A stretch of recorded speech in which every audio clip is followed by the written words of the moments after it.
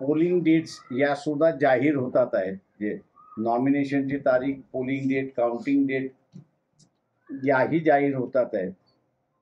तेव्हा election कमिशनने deadline तुम्हाला सांगितलेली आहे की कुठपर्यंत आम्ही थांबवू शकतो. लास्ट डे ऑफ नॉमिनेशन पर्यंत आम्ही थांबवू शकतो.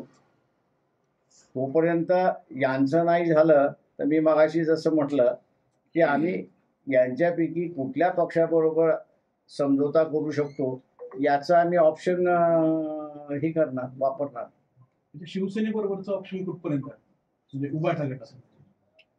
ते मी म्हटलं ना, यांचं जर जमलं नाही तर मग या तिन्ही पक्ष आम्हाला ओपन आहेत ना. जे कोणी आमच्यावर बसतील त्यांच्याबरोबर आम्ही बसू. शिवसेनेबरोबर बसत होता ना तुम्ही? हो, पण आता ते या आघाडीमध्ये आहेत. तेव्हा या आघाडीमध्ये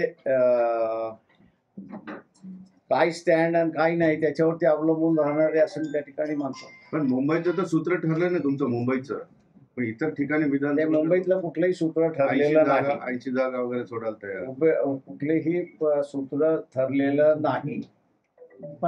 आणि त्याच्यामुळे असणारं